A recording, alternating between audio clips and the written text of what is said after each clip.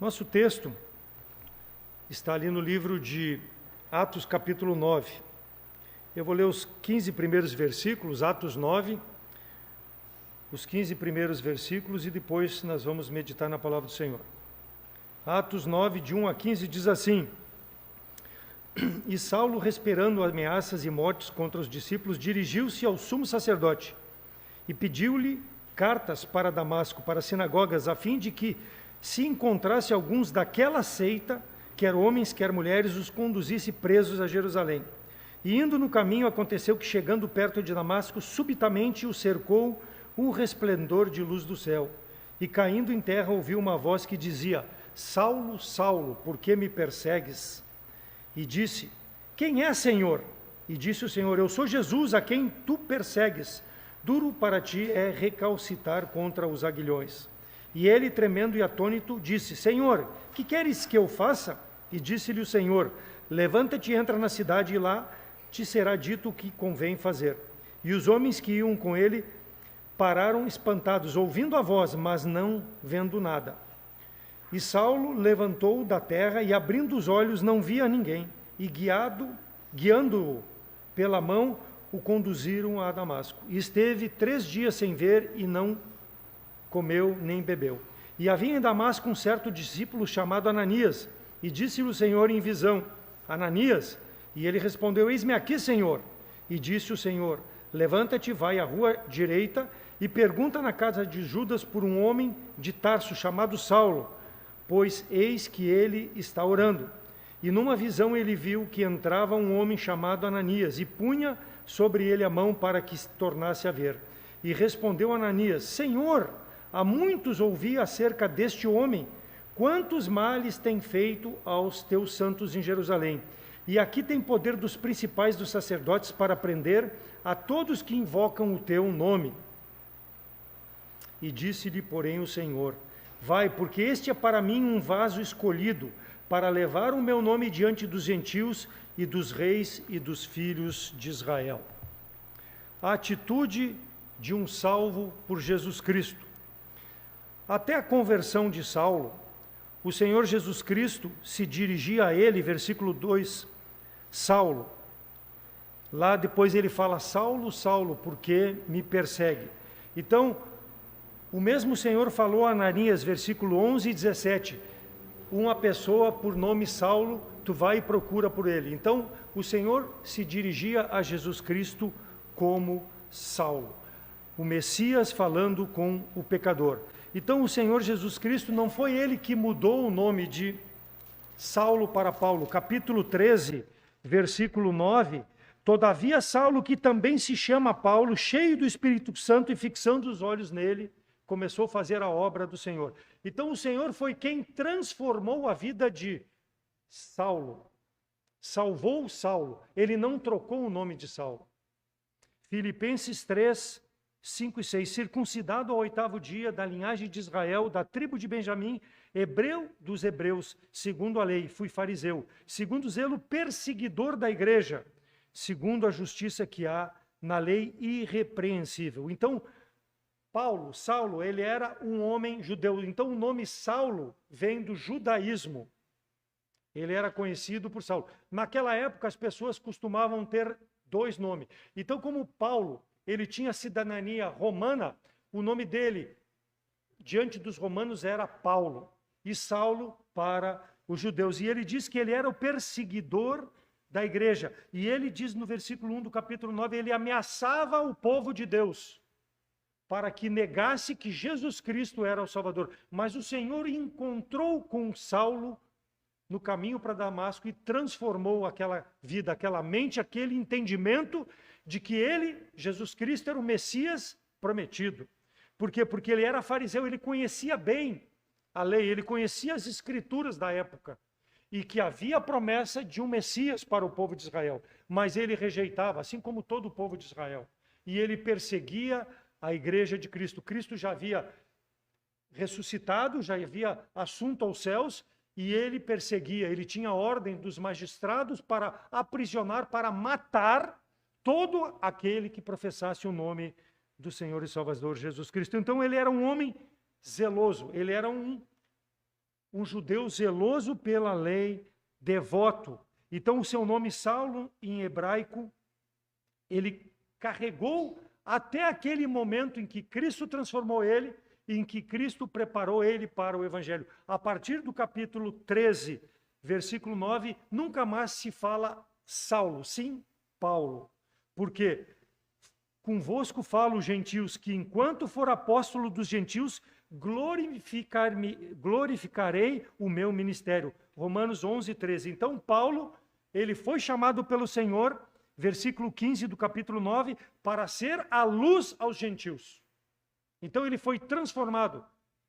O homem foi transformado para pregar o Evangelho. E esse é o ministério que ele levou em toda a sua vida. E ele fala, eu falo a vocês daquilo que aconteceu com a minha vida. E é isso que o crente, o salvo em Cristo Jesus, precisa ter em mente.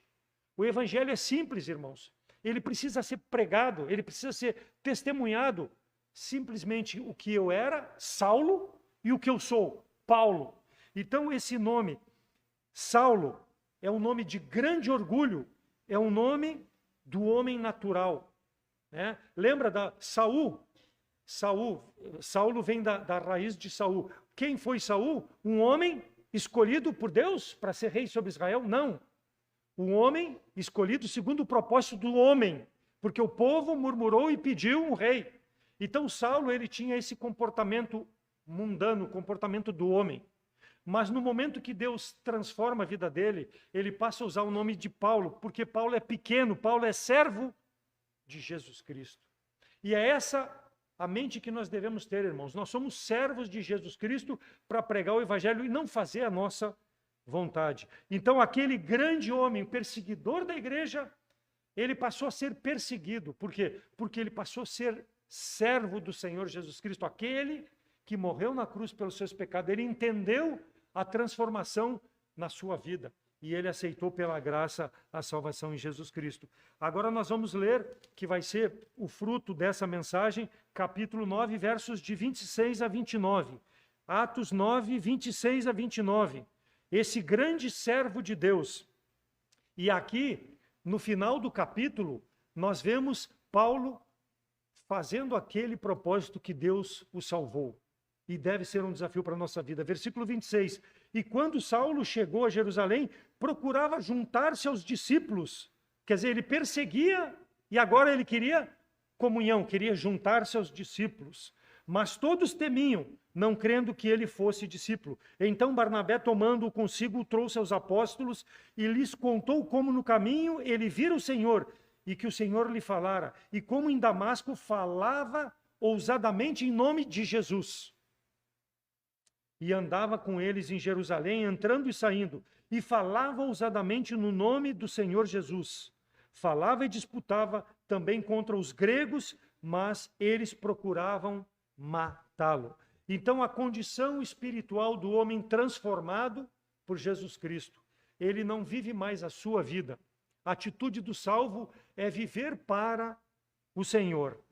Por quê? Porque nós tivemos uma conversão. O que era aquele homem antigo deixou de ser, nós somos uma nova criatura. E eu quero observar nessa noite qual é a verdadeira atitude do salvo em Cristo Jesus com base nesses versículos de 26 a 29. O procedimento cristão que deve pautar a minha, que deve pautar a tua vida enquanto Deus nos mantiver nesse mundo. Não só quando nós quisermos, irmãos, mas enquanto Deus nos manter aqui. Vale para nós, crentes, e aquele que não tenha Jesus Cristo. O chamamento é para que preste atenção na mensagem, para que possa aplicar essa transformação na tua vida, que o Espírito Santo possa te convencer do pecado e do juízo, assim como convenceu Paulo. Deixar de ser um contra o Evangelho e passar a ser um que dê a mão para o Salvador. E é isso que o Senhor quer nessa noite. Então, a atitude do salvo. Primeiro, versículo 26. E quando Saulo chegou a Jerusalém, procurava juntar-se aos discípulos, mas todos o temiam, não crendo que fosse um discípulo. Então, a primeira atitude deve procurar ajuntar-se com pessoas da mesma crença, ajuntar-se com os irmãos. É o que procurava Paulo. E isso impactava a vida das pessoas. É errado? Não, é isso que deve acontecer. As pessoas devem olhar aquilo que eu era, talvez um marginal, talvez um infiel à minha esposa, talvez um assassino, mas que Deus me transformou. As pessoas devem ver uma nova criatura. Aquele que está em Cristo, nova criatura é.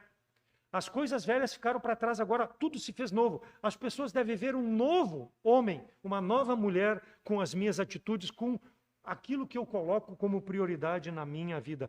Parece elementar, mas não é fácil. Nós sabemos que não é fácil nós nos despojarmos do velho homem, porque ele ainda habita no nosso corpo, na nossa mente, no nosso eu. E o Espírito Santo luta diariamente contra esse velho homem, para que ele fique sufocado, para que Deus possa prevalecer e o nosso testemunho possa impactar as pessoas. Então, no momento que o Espírito Santo passa a habitar, há uma luta muito grande dentro da pessoa. E a igreja deve orar uns pelos outros, deve clamar pelos novos convertidos, por aqueles que nós sabemos que têm dificuldades para se firmar na verdade, para que eles possam ter prazer na comunhão conosco. Então, muitos não vêm à igreja, muitas vezes, porque não têm prazer na comunhão. E aqui diz que Paulo procurava os discípulos, versículo 26. E quando Saulo chegou a Jerusalém, mais uma vez procurava ajuntar-se aos discípulos. Deve ter prazer, irmãos. Não deve ser um peso eu vim à igreja, eu vou ver o fulano, ciclano, beltrano, não. Nós devemos nos despojar de todo e qualquer sentimento da velha criatura e nos revestirmos dia a dia pelo Espírito de Deus da nova criatura, que é o Espírito de Deus habitando em nós, porque nós somos renovados pelo sangue de Jesus Cristo. Provérbio português: aves da mesma plumagem voam juntos, ou seja, pássaros da mesma pena estão sempre juntos, né? O mundo animal nos ensina muito sobre isso. O leão sempre está com o leão, a leoa e seus filhotes. O urubu está com os urubus. Ele não está... As hienas, elas estão entre elas. Então o mundo animal nos mostra que há uma similaridade de sentimentos para que possa ter a comunhão. Quer seja um sentimento bom, quer seja um sentimento mau. As pessoas se juntam com aqueles que vão fechar com o seu pensamento e com suas atitudes. Dificilmente um marginal vai querer comunhão com uma pessoa de bem e vice-versa. Vão se separar, porque pássaros da mesma pena voam juntos. E assim vale para o crente. O crente, então, deve compartilhar o seu caráter com pessoas salvas em Cristo Jesus. Pessoas que têm o mesmo sentimento porque foram transformadas. Então, andar junto deve ser uma característica do crente com crente. Não pode ser com uma pessoa do mundo. Não estou dizendo que tu não possa ter relacionamento com as pessoas do mundo. Deus nos mantém no mundo para que nós nos relacionemos com essas pessoas, para que elas também possam ser transformadas.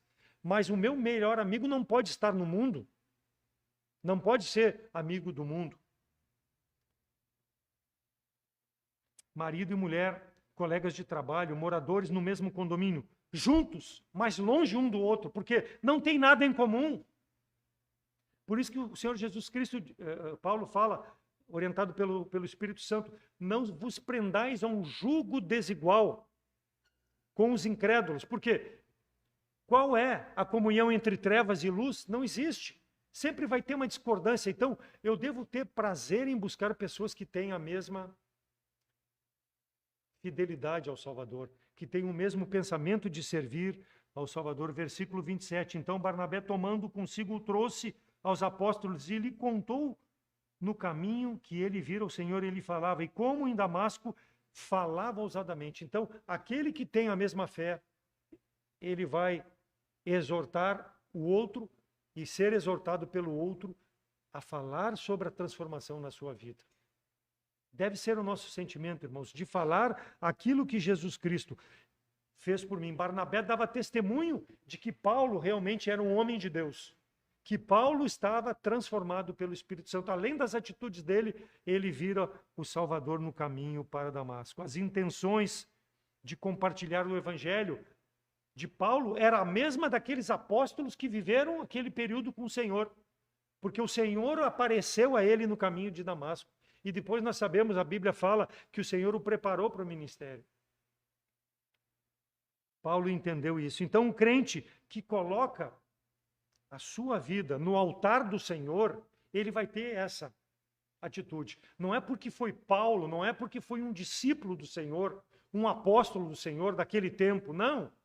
Qualquer um de nós que desejar servir ao Senhor e colocar no altar do Senhor, não do lado, no altar do Senhor, para fazer a vontade de Deus, ele vai ser uma bênção como foi Paulo. Não porque foi Paulo simplesmente, não porque Paulo se despojou do seu eu para servir ao Senhor. Tinha prazer em estar em comunhão com pessoas da mesma fé, juntos para compartilhar. Por quê? Porque sozinho, irmãos, nós não vamos vencer a guerra. Podemos ganhar uma batalha, mas a guerra, ela é contra a potestade, o espírito do maligno, e nós precisamos estar juntos com aqueles que têm a mesma fé, para que a oração, para que a comunhão possa nos fortalecer para continuar fazendo a obra do Senhor. 1 Coríntios 1:10, o pastor usa nas nossas reuniões da Assembleia da Igreja Administrativa: rogo-vos, pois, irmãos, pelo nome de nosso Senhor Jesus Cristo, que digais todos uma mesma coisa, e não haja entre vós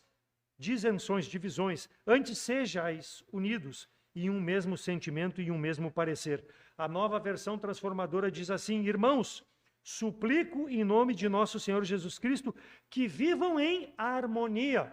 Então, se não tem disenção, se não tem separação, é uma vida em harmonia, é uma vida de prazer. Vale na igreja, vale na comunhão com a minha mulher, com o meu marido, que é salvo em Cristo Jesus. Então, o salvo em Cristo Jesus não pode ter uma guerra em casa, porque se ele tiver uma guerra em casa, ele traz essa guerra para a igreja. Sendo os dois salvos, sendo a família salva. Novo mandamento vos dou. Não pode ficar só na boca, tem que ser demonstrado a atitude no dia a dia do salvo, a fim de que não tenham divisões entre vocês, antes tenham o mesmo parecer, unidos em pensamento e propósito. Ah, irmão, mas o mundo diz que toda unanimidade é burra. O mundo diz, sabe por quê?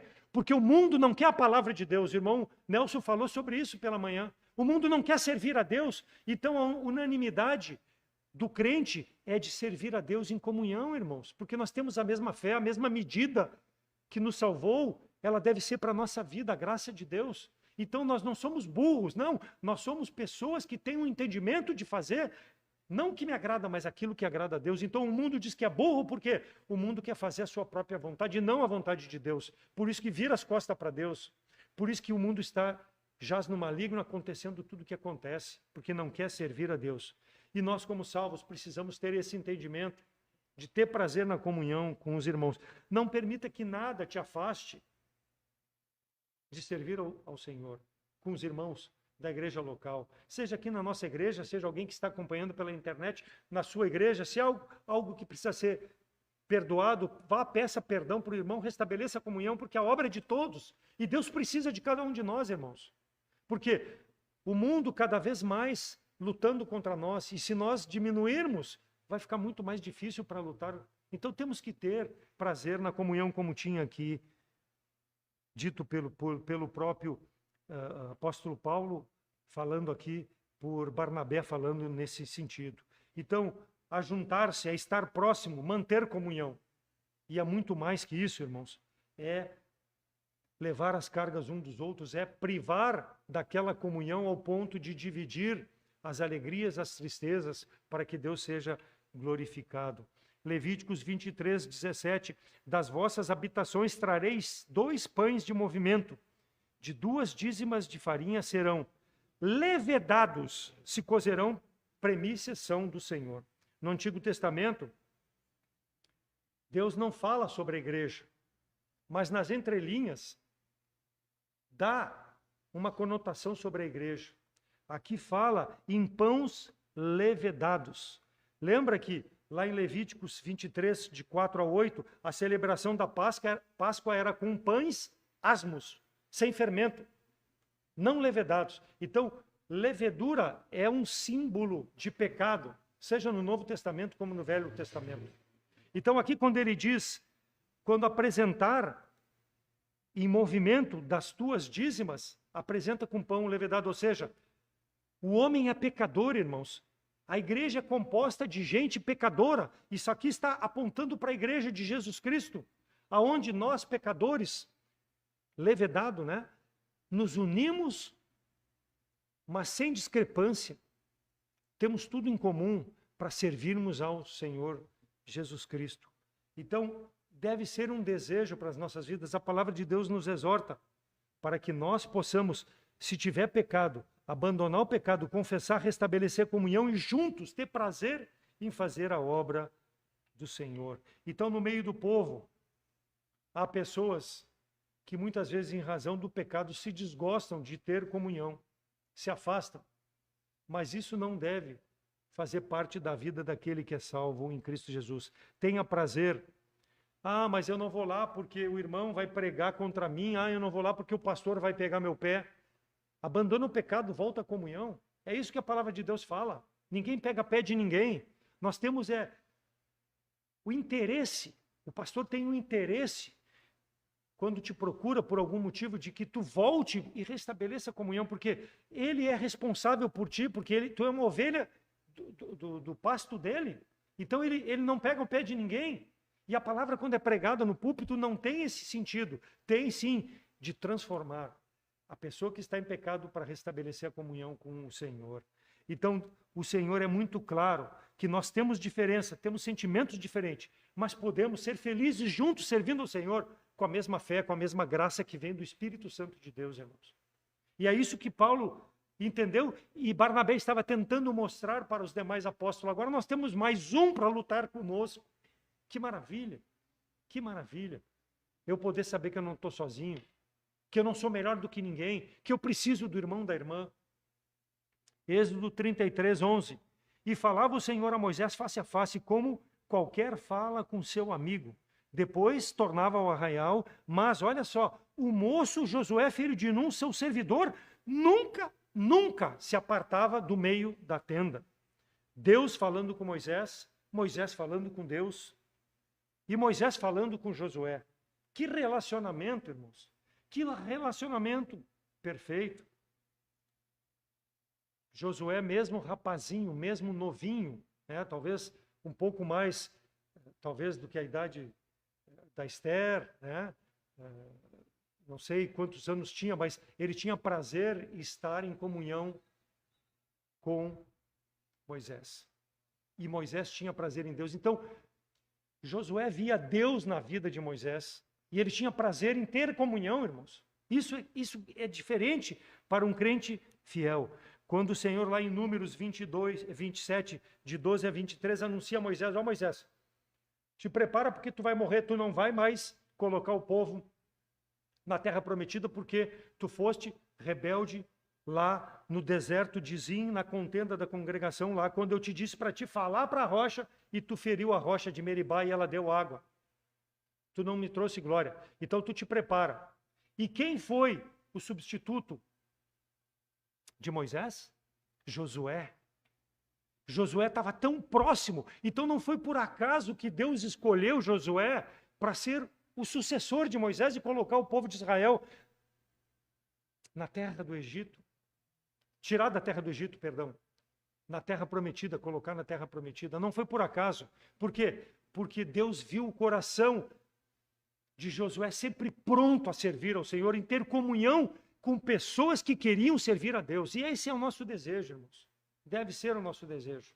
Ter comunhão com pessoas que eu possa ver Jesus Cristo na vida dele. Que eu possa trazer glória ao Senhor, assim como esse homem, como essa mulher traz. Então, nós salvos, muitas vezes, não temos esse desejo de Josué. Ah, hoje eu não vou na igreja. Não que não possa. Tem trabalho, tem algumas atividades que impedem. Tem distância, tem tantas coisas. Mas simplesmente ficar em casa por ficar em casa não é ter prazer na comunhão com Deus. Porque, às vezes, eu fico em casa, não posso, mas não tenho nem prazer, não ligo nem a internet para ver o culto que está sendo transmitido ao vivo. Que prazer eu tenho? Primeiro na comunhão com Deus e quanto mais aos irmãos. Aves da mesma plumagem voam juntos, ou seja, dize-me com quem tu andas e eu tirei quem tu és. Então não adianta dizer que é crente se tu não tem prazer de servir a Deus na igreja local, de ter comunhão com as pessoas que fazem isso. O pastor Roger gostava muito de repetir nas suas mensagens, 2 Coríntios 13, 5. Examina o teu coração para ver realmente se tu está na fé. Ou seja, se tu realmente é salvo.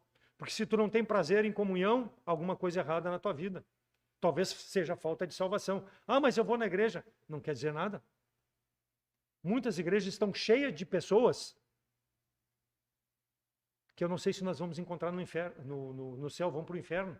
Eu conversava com a irmã Helena, a irmã do irmão Eduardo, do Glênio, que faleceu, e ela dizendo, olha, eu não sei, irmão, ele nunca demonstrou na vida dele uma transformação, mas ele passou a respeitar a Deus. Um dia que o pastor Diógenes testemunhou para o Clênio, e o pastor Diógenes contou para Helena e para o pastor Daniel que o Clênio tinha feito uma decisão em Cristo. Não veio à igreja, mas não impediu mais os filhos de vir à igreja. A Helena me contava que ela trazia os filhos dele num primeiro momento, depois ele impediu, depois ele entendeu. Então, será que todos nós, quando sairmos desse mundo, vamos estar lá no céu?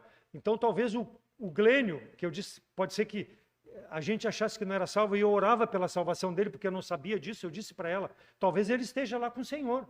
E será que eu vou estar lá com o Senhor? Eu não tenho prazer nas coisas de Deus? Então nós devemos nos examinar conforme 2 Coríntios 13, 5, para ver se realmente nós permanecemos na fé. Porque aquele que foi salvo, pela graça de Deus, deve ter a graça de Deus para viver no presente tempo, independente do que vai acontecer com a sua vida. Então não ande na igreja simplesmente por andar. Por quê? Porque se o teu coração está no mundo, né, não tem como tu servir a dois senhores. Tu precisa decidir. E a palavra de Deus, quando pregada, ela tem essa finalidade de acomodar aqueles que estão insatisfeitos ou estão com tribulação em suas vidas, e aqueles que estão muito calmos também sacudir para que possam ter decisões que honrem e glorifiquem a Deus. Josué não queria se apartar da tenda onde estava a presença de Deus. Lembra? Deus não estava lá na tenda da congregação, mas era um símbolo da presença. A arca era o símbolo da presença de Deus. Salmo 27, 4. Uma coisa pedi ao Senhor e buscarei, que possa morar na casa do Senhor todos os dias da minha vida para contemplar a formosura do Senhor e aprender no seu templo. O desejo de Davi, estar próximo ao Senhor. Permitir que o Senhor seja o seu Senhor, o Senhor da sua vida. Então isso é ter uma amizade, ter um relacionamento verdadeiro com Deus. Deve ser a atitude do salvo por Jesus Cristo. No presente tempo, não se aparte da comunhão, não se aparte da meditação da palavra de Deus, do teu tempo a sós com Deus. Hebreus 11, 25. Pela fé, Moisés, sendo grande, recusou ser chamado filho da filha de Faraó, escolhendo antes ser maltratado com o povo de Deus do que por pouco tempo ter o gozo do pecado. Moisés preferiu o povo de Deus, escolheu sofrer, escolheu o cargo de tirar o povo da servidão do Egito. Precisava de força, e aonde ele buscou? No Senhor. Ele passou 40 dias e 40 noites naquele monte, privando, sem comer nada, da comunhão de Deus. Imagina, né? Nós não pregamos o jejum como uma prática, mas pode fazer jejum, o crente deve fazer jejum? Deve. Se ele desejar mostrar para Deus que ele está contristado a ponto de precisar fazer um jejum, ele pode fazer, mas nós não pregamos isso como norma na igreja.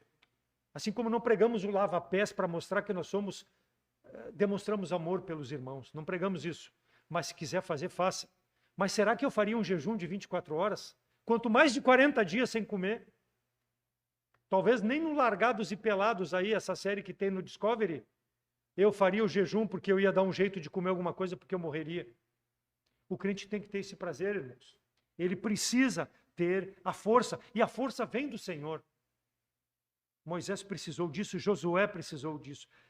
Moisés preferiu ser maltratado, identificado com o povo de Deus, ao invés da fama do Egito, os elogios, a vitrine, as riquezas terrenas, o prazer transitório do pecado, o gozo do pecado. O pecado é gostoso, irmãos, mas ele cobra caro. O pecado cobra caro. Cobra, por exemplo, uma gravidez indesejada.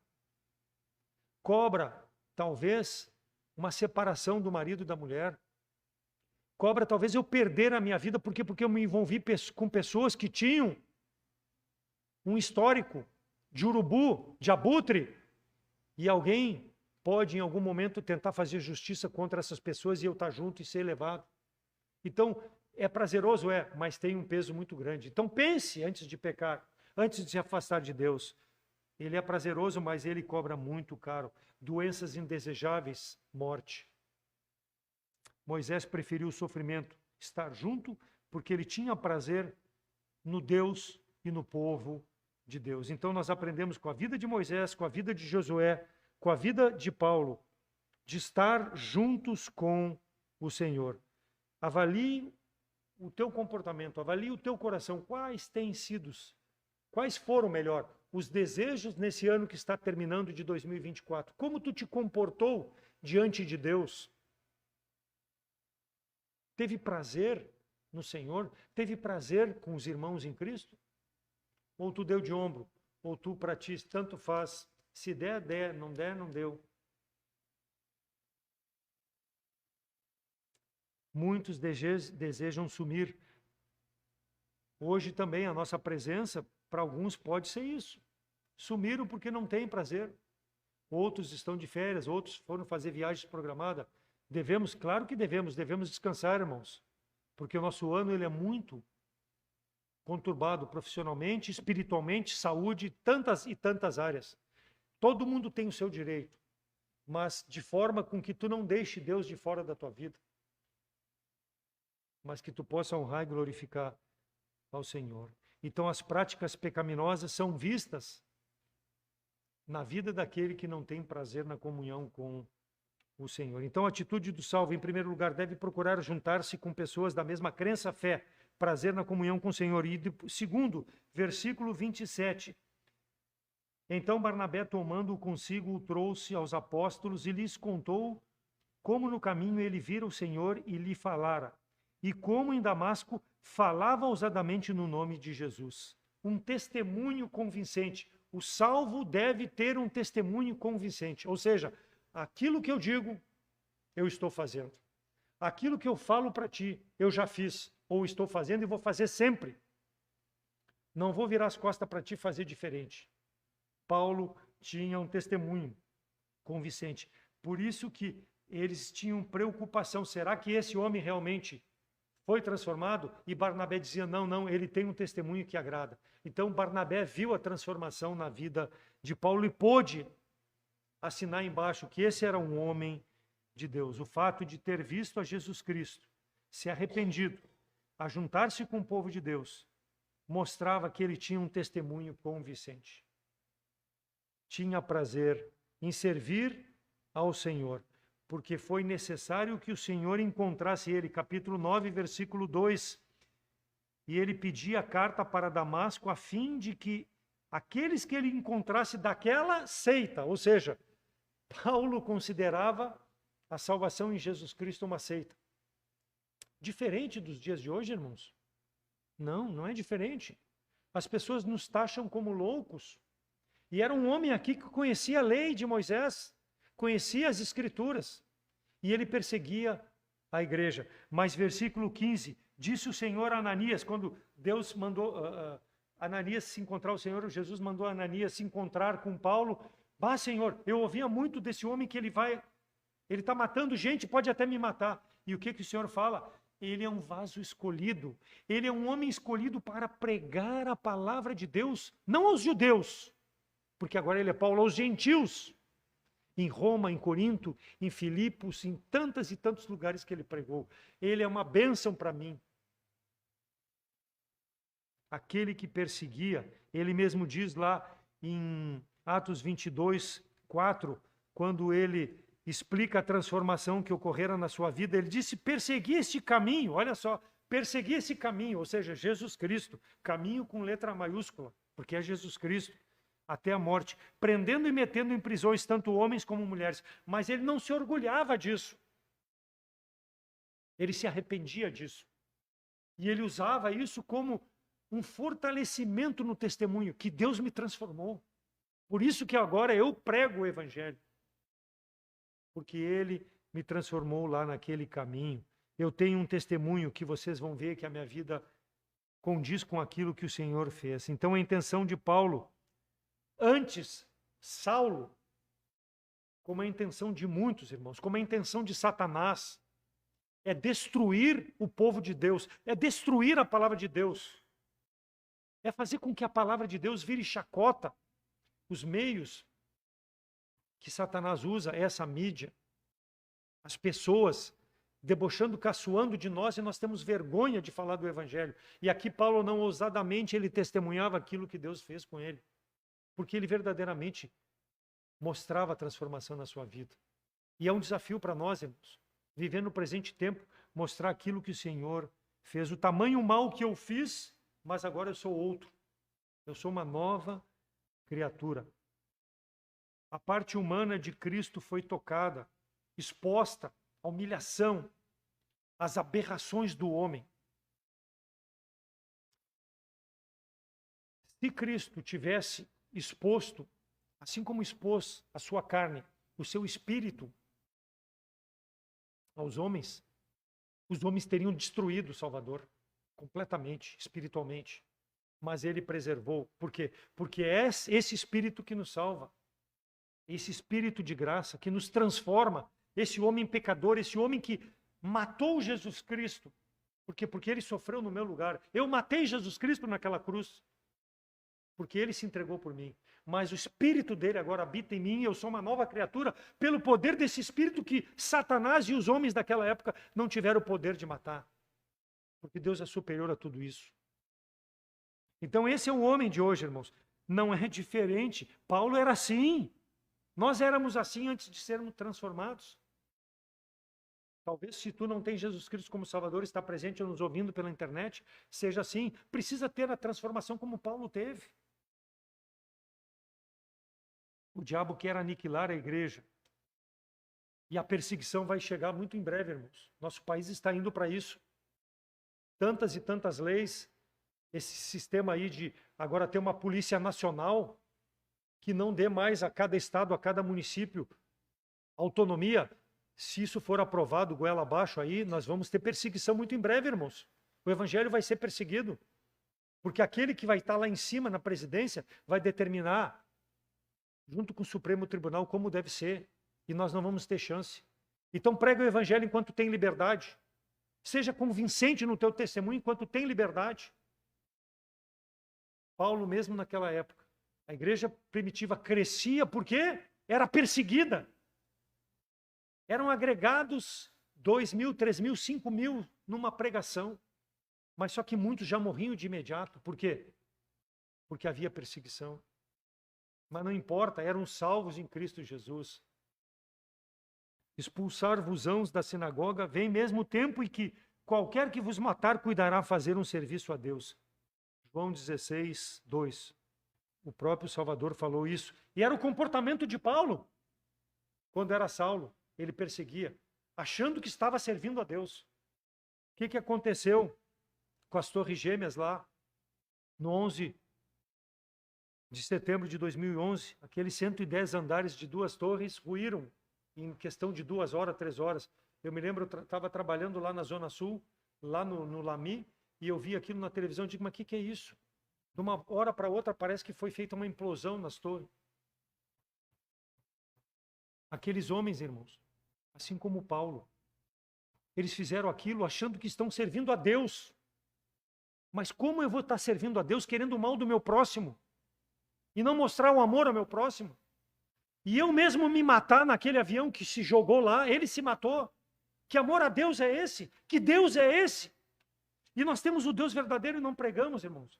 Para dar oportunidade a essas pessoas de sair dessa loucura de vida que vivem e ter a sua vida transformada pelo sangue de Jesus Cristo. Mas nós não temos testemunho convincente muitas vezes. temos vergonha, não falamos de Cristo. Final de ano, vou fazer uma fezinha aí, tem jogo na 600 milhões, imagina. Será que isso vem de Deus? Será que esse comportamento vem de Deus? Será que Deus não tem muito mais poder para me dar do que eu arriscar a fezinha? Que fé é essa? Nas coisas desse mundo? Não tem testemunho convincente. E muitos crentes agem assim, irmãos. Muitos crentes agem assim nesse período. Fazem tanto mal e nada acontece mais uma hora. A mão de Deus vai pesar sobre a minha vida ou a tua vida se nós estivermos andando de forma que não tenha um testemunho convincente. Não brinque com Deus. Expulsar-vos-ão da sinagoga. Vem a hora em que qualquer que vos matar cuidará estar fazendo um serviço a Deus. Então os discípulos perseguiam. Envolvia a expulsão da sinagoga. E nós sabemos que muitos se sustentavam lá na sinagoga. Então perderam até o sustento. Mas serviram a Deus em espírito e em verdade. Um serviço a Deus. Oferecer um sacrifício, eles pensavam, se nós matarmos um crente. Não sei como nós vamos nos comportar no presente tempo, irmão. Se alguém chegar e nos disser, tu é salvo em Cristo, tu crê em Jesus Cristo? Creio. Então tu vai morrer. Será que nós vamos dizer isso? Eu creio em Jesus Cristo ou vamos negar? Um serviço a Deus. A Inquisição da Igreja Católica matou muitos crentes em nome do quê? Da religião. As Inquisições foram instituições estabelecidas, tribunais de justiça pela Igreja Católica Apostólica Romana para buscar sentenciar pessoas que a Igreja acreditava serem hereges, viviam em heresia. O objetivo das Inquisições era garantir e manter a unidade religiosa, doutrinária da palavra de Deus, não da Igreja. A Igreja dizia como tinha que ser, não a Bíblia. E aí eles perseguiam as pessoas. Hereges. Então, antes da fundação da Igreja Católica e do estabelecimento da sua versão de cristianismo como a religião oficial do Império Romano, lá no século IV, a punição para a heresia entre os cristãos era geralmente a excomunhão. Com a união da Igreja Católica do Estado, eu acho que é Tibósio, eu acho que é o nome dele, o imperador do Oriente, do Ocidente, lá em 380, ele uniu a Igreja e o Estado. E aí havia uma perseguição religiosa e uma perseguição às pessoas na parte material. Então, a Igreja Católica não tem tudo isso que tem hoje de graça, irmãos. Naquele período, saquearam as pessoas hereges, tomavam seus bens. Eu já ouvi aqui nesse país que nós não precisamos deixar para os filhos dos filhos os nossos bens. O Estado tem poder, mas naquela época era o Estado e a Igreja. Então, se tu se considerava um herege, tu estava excluído da sociedade em todos os sentidos espirituais e tu perdia tudo que tu tinha. Ficava com uma mão na frente e uma atrás e ia viver como? Mas era assim que tratava. Por quê? Porque tu não aceitava a doutrina da Igreja Católica. Não foi até o século XII que as inquisições oficiais foram organizadas e sancionadas pela Igreja Católica para lidar oficialmente com que aquele que era herege pudesse ser punido cada vez mais rigorosamente. Herege quem era? Eu não aceitava o que a igreja dizia, porque eu ficava ao lado da palavra de Deus. Herege era o protestante. Herege é o crentinho de hoje, porque crê na palavra de Deus, porque não aceita o batismo de infante. Como é que uma criança vai ser batizada se ela não crê em Jesus Cristo como Salvador? Não aceita o purgatório, ou seja, não tem inferno. A igreja diz isso, católica. Tu vai ser perdoado, tu vai pagar. A igreja é rica por isso. E as boas obras são suficientes para me justificar diante de Deus. Tudo isso. O crente daquela época era perseguido. Imagina se tivesse em nossos dias, irmãos. Mas a perseguição, irmãos, é que deixou com que essa palavra pudesse estar nos nossos dias. Amém? Porque se não houvesse perseguição, tudo estaria acomodado de acordo com esses homens do mal, juntados com Satanás para fazer a obra do maligno. e não glorificar a Deus, porque vivem pela religiosidade, não vivem para servir ao Deus verdadeiro. É como se fosse esses que se jogaram lá contra as Torres Gêmeas, achando que as suas obras, a sua forma de servir aquele Deus que ele acha que é Deus, é o suficiente. Então, os inquisidores, eles tinham uma reputação de serem homens justos, misericordiosos, mas eles faziam tudo contra aquele que mencionava que Jesus Cristo era seu Salvador, que era seu Senhor, que ele vivia para a honra e glória. Então, que nós possamos, irmãos, ter um testemunho convincente em tempos que nós temos liberdade.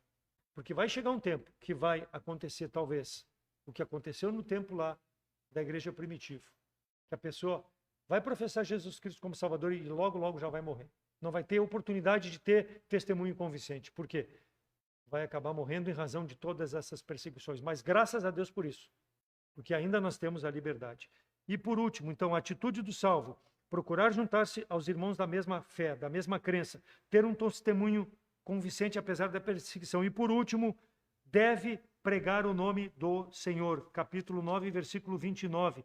E falava ousadamente no nome do Senhor Jesus Cristo. E falava e disputava também contra os gregos, mas eles procuravam matá-lo. O que Paulo foi escolhido para ser? Luz para os gentios. Quem eram os gentios? Os gregos. Seu povo perseguiu e os gregos também. Mas ele pregou o evangelho. Marcos 4:21. E disse-lhe Jesus: vem porventura a candeia para ser posta debaixo do cesto ou debaixo da cama? Não vem antes para se colocar no velador? Tu é a luz, eu sou a luz, para brilhar em todos os momentos da nossa vida, onde Deus nos coloca, irmãos. Não só aqui na igreja, porque aqui na igreja é muito fácil apertar a mão de pessoas que têm a mesma fé. Mas aonde Deus nos coloca, nós precisamos ser a luz. Sermos a luz desse mundo. Ou seja, como Paulo, a luz para os gentios, as pessoas que estão olhando para a nossa vida. Querem tirar a nossa vida, se preciso for, não deixe de mostrar a transformação. Paulo teve isso em mente, de perseguidor a propagador do evangelho. Se a minha vida, se a tua vida incomoda alguém, no sentido de que a pessoa vê Jesus Cristo na nossa vida, amém. Amém. A nossa vida não pode incomodar alguém porque eu sou desonesto, porque eu sou falso, porque eu sou mentiroso. Isso não. Mas ela deve impactar a vida das pessoas porque eu sou uma pessoa fiel. Eu prego Jesus Cristo, eu tenho um folheto, eu abro a palavra de Deus quando tenho oportunidade e prego a salvação em Jesus Cristo. Paulo transformou o mundo da sua época, não porque era apóstolo, porque Deus tinha escolhido ele lá naquele caminho de Damasco. Deus nos escolheu também, nos salvou, para que nós possamos propagar o evangelho, porque ele nos transformou verdadeiramente. Provérbios 24, 11 e 12. Livra os que estão destinados à morte e salva os que são levados para a matança. E se os puderes retirar, se disseres, eis que o não sabemos, porventura aquele que pondera os corações não considerará? Aquele que atenta para a tua alma não o saberá? Não pagará ele ao homem conforme a sua obra? Então o apelo é: livra da morte aqueles que estão caminhando para a morte. Ou seja, que têm negado a Jesus Cristo como Salvador. Livra esses. É o apelo da palavra de Deus. A Bíblia tem poder para isso, porque ela é a palavra de Deus. Eu sou um instrumento. Eu é que vou manifestar no meu Salvador aquilo que eu era, aquilo que ele fez e aquilo que eu estou sendo hoje. Então, quantos estão próximos de nós? No trabalho, na nossa escola, nossa vizinhança, no condomínio, e que estão destinados à morte porque não querem Jesus Cristo. Seja essa diferença, irmão, irmã. Pregue o evangelho, dê testemunho, livra eles. Seja um Paulo, seja um Josué, tenha prazer na comunhão com o Senhor. Segundo Reis 7:9. Então disseram uns aos outros: não fazemos bem, este dia é dia de boas novas. E nos calamos. Se esperarmos até a luz da manhã, algum mal nos sobrevirá. Pelo que agora vamos e anunciemos a casa do rei. Aqui são aqueles leprosos, 4 leprosos, que havia em Samaria, porque Ben-Hadad tinha, rei da Síria, cercado a cidade, e havia uma fome muito grande na cidade de Samaria. E o profeta profetizou Eliseu de que haveria suprimento em abundância no outro dia. E aqueles leprosos, morrendo de fome, saíram e foram de encontro aos sírios, pedindo que pudessem ser misericordiosos para com eles, porque eles estavam morrendo de fome. E nós sabemos que os leprosos eram separados da comunhão de Israel. E quando eles chegam lá na Síria, o que acontece? Deus havia dado um ruído de carros e cavaleiros, e os sírios tinham fugido, e a cidade ficou à mercê. Havia, então, superabundância de alimentos, vestimentos, animais, havia tudo lá. E aí, eles dizem no versículo 9 do capítulo 7, se nos calarmos, sobrevirá um mal sobre nós. Ou seja, nós temos uma nova para contar para o rei. Voltemos a Samaria, mesmo que eles nos rejeitem, porque nós somos leprosos. Vamos lá e vamos contar, ó, tem suprimento, tem salvação para toda a cidade. E eles foram contar, o rei examinou se era verdade, e todo o povo foi e saqueou os sírios, sem derramar uma gota de sangue. Por quê? Porque esses homens tinham as boas novas. Hoje é dia de boa nova. Se nos calarmos, sobrevirá um mal. Mas foi o Senhor que fez aquele ruído, todo aquele barulho para que os sírios fugissem. Por quê? Porque a salvação vem do Senhor, não vem do homem. O homem foi um instrumento de ir lá, ver que havia salvação para a cidade, que estava morrendo de fome, e participou. E é isso que nós devemos fazer, irmãos. Se nós somos salvos, nós temos a palavra que habita em nós, temos o Espírito de Deus. Nós devemos propagar o Evangelho, nós devemos proclamar as boas novas. Quais são as boas novas? Que Jesus Cristo veio a esse mundo, que Ele viveu sem pecado, que Ele morreu pelos meus pecados, que Ele foi sepultado, mas que Ele ressuscitou me dando vida eterna, porque eu creio nisso. Essa é a boa nova que nós devemos contar às pessoas. Se nós realmente temos prazer na comunhão com Deus, prazer na comunhão com os irmãos e fazer a vontade de Deus. Eles deixaram tudo e foram e contaram. Tu tem deixado talvez teus prazeres, talvez o teu conforto da tua casa para sair, entregar um folheto ou sair para fazer evangelismo? Ou tu tem negligenciado isso? Então que tu possa, que eu possa, irmão e irmã, cada um de nós examinarmos o nosso coração e vermos aquilo que nós temos feito, o que fizemos nesse ano de 2024. Será que agradou ao meu Salvador? Colocando na balança, ficou mais pendente para não ou para sim? Sabemos que somos pecadores. Lembra do pão feito com levedura? Vivemos com pecado, mas não podemos deixar que o pecado domine a nossa vida. Que nós possamos dia a dia nos apresentarmos como salvos verdadeiros em Cristo Jesus, para fazer a obra que o Senhor tem para cada um de nós. Seja um Moisés na relação com Deus, seja um Josué, seja um Paulo, depois de transformado. Que o teu pensamento e o teu desejo possa ser até a volta de Cristo, de servir ao Senhor, no ano de 2025, se Ele voltar. E se não voltar, continuar servindo. E aquele, talvez está nos ouvindo pela internet, ou está presente e não tem Jesus Cristo como Salvador, o meu apelo é para que tu ainda aproveite a misericórdia de Deus que foi durante esses 12 meses desse ano. Deus não te levou desse mundo. Permitiu que tu estivesse aqui, com tantos acontecimentos que aconteceram nesse estado. Né? Hoje nós vimos mais um avião, caiu 176 pessoas. E se eu tivesse dentro daquele avião sem Cristo? Quantos estavam lá sem Cristo? Para onde eles foram? Para o purgatório, como pregam? Não, foram para o inferno, irmãos. É duro, mas é a palavra de Deus. Aquele que rejeita a salvação em Cristo Jesus, Deus amou o mundo de tal maneira que deu o seu Filho unigênito, para que todo aquele que nele crê não pereça, mas tenha vida eterna. Só que o versículo 17 vai adiante, ele diz, aquele que não crê já está condenado por não crer na salvação do Senhor. no amor de Deus, na graça de Deus em Jesus Cristo. Então, o meu apelo a ti, se não tem Jesus Cristo, pela internet ou pessoalmente, examine a tua vida. O que precisa ainda para ti poder ser Saulo para Paulo, ter uma vida transformada? É crer, é fácil. Senhor, me perdoa. É uma oração simples. Eu creio que tu é o Salvador, que eu não tenho outro meio de me achegar ao Deus Todo-Poderoso, senão pelo teu sacrifício.